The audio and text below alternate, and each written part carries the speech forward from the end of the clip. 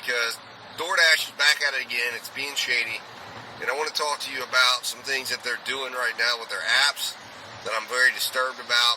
And it's just them trying to play with us. So these are some things you should know if you don't already know. The first thing is they're playing around with the ability to notify them of the fact that you've got a long wait. In the iPhone right now, in the iPhone app, they've taken away the original ability where you would go in, there's a drop-down menu, and you select your reason. And based on that reason, it would potentially stop you from being rated on that order if you were sitting there with a long wait. However, they've taken it away, and unless you kind of hunt around or just try some stuff out, or you get frustrated and say, you know what, I'm going to chat, then you will realize the new way of handling that situation for the time being in the iPhone app is that you have to go and hit the chat button, to which there is a drop-down menu that gives you the option to say you have a long wait, which will then trigger your ratings protection only if you notify the app that there's a long wait. Otherwise, you will be rated on that order by the customer, and you will have no ratings protection if you do not trigger it through chat. DoorDash, I went through my email and double-checked to see if I got any communication. There was none. It just changed, it was gone, and I didn't know what was up. So, that's very shady, but that's DoorDash's way of trying, I think, to get you rated more often and to prevent you from blocking ratings and easily going in. And I think some people realize, hey, I don't get rated if I go in and just say there was a wait, and then it'll stop you from getting rated by the customer, kind of giving yourself ratings protections every single time on every single order. And I guess they're kind of experimenting with that. Plus, it puts you in contact with support immediately because depending on what you type in, it'll ask you to put a wait time in. When you put your wait time in, depending on the wait time that you type in, it will trigger them to call the restaurant. And then they will not pay you extra, but they will, the only way you would get paid is if for some reason there's been a time or two that they've made the decision based on the conversation with the restaurant that they were just going to cancel the order out and give me half pay. So that's about the best you're going to get out of that situation, is to convince them after you've waited long enough that you can get half pay and not have to worry about delivering the order and then getting half of the payout of whatever it is. But it's just super shady that DoorDash doesn't communicate this change, leaves you hanging, and lets you figure it out on your own.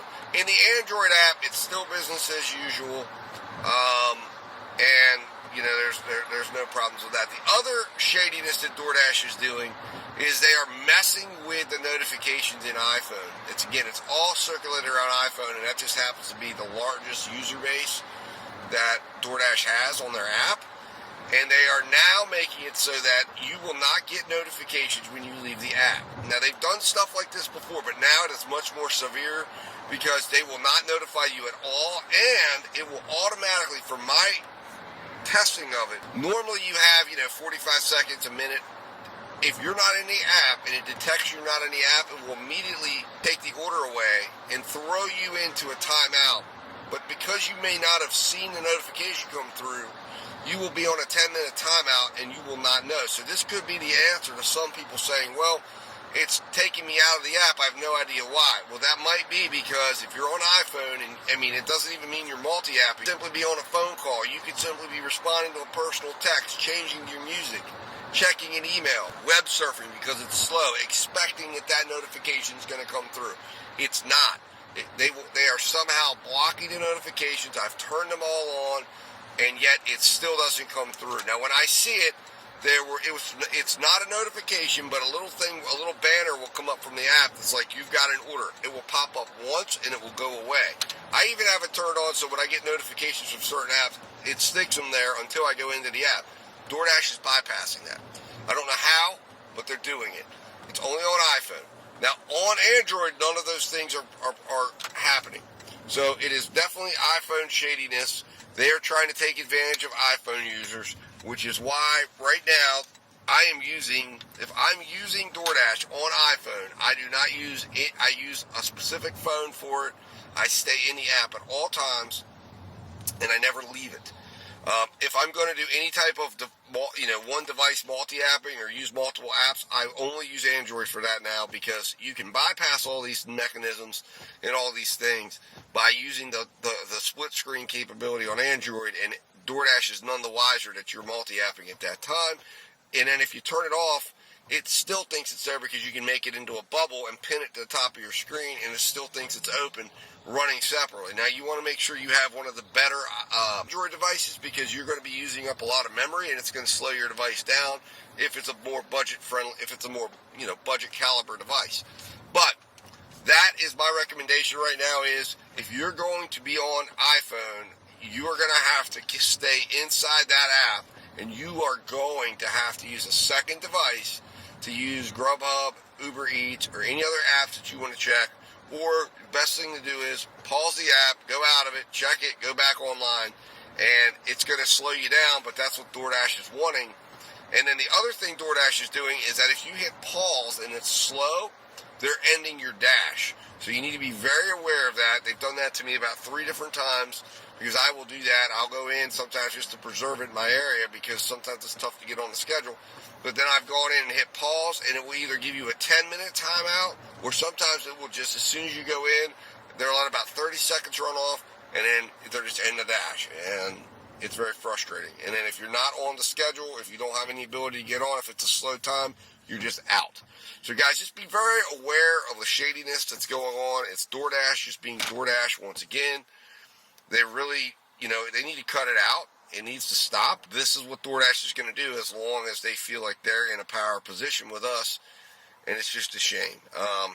If they want to be the only kid on the block, if they want to be the only one we work for, pay us more. Real simple, DoorDash. $2.25 to go 12 miles. That's the other thing, too, I wanted to get into. The last and final topic, I just thought of it. I forgot to talk about it earlier. But is DoorDash made a promise, 6 months ago, that they were going to be paying extra. I did a 12-mile run and got paid $2.25. It was last week, and it came up as 12 miles, $17, and I thought it was $17.25, and I thought, well, it'll probably be $5.25 or whatever. I was shocked as could be that this was $2.25 and $15 tip. I could not believe it. And DoorDash, I'm not certain, but if there was ever a grounds for another lawsuit, this could be it, because DoorDash held this out and told us they were going to do something, and they didn't. I don't know how contractually obligated they actually are to those type of communications. They might not be at all, but it was extremely misleading. So if, DoorDash needs to watch it, because I'm telling you, I'm not going to stop multi-apping. I'm going to figure out a way around it. I'm going to innovate. I'm going to change, and I am going to compete, put those other apps against them. That's why I have 5 devices. I will fight you, DoorDash. You need to do the same thing. Go online, buy cheaper devices. iPhone 8 and up right now will be supported for at least the next year. Go buy an iPhone 8. You can get them for $100. It might be a little screen damage, but, you're not needing it for anything else other than to run apps on it. Get an iPhone 8. You can get one in very, very good condition for $142 on Amazon right now. But if you don't have a second device, you're going to be out in the cold, man. You cannot afford to operate right now without a second device. So I just can't stress it enough. So anyways, guys, that's the report right now. That's what's going on out here in the field that I see. Put in the notes what you see about DoorDash. Have you seen any of these shady actions and activities by DoorDash? If you have, put it in the notes or put it in the comments. I'd like to hear about it. This stuff's just got to stop, man. It's really got to stop. All right, guys. Thank you so much for watching. Hit that subscribe button. Hit that like button. And share this with at least one person in the gig economy that you know that you think you get some benefit. Talk to you soon, guys.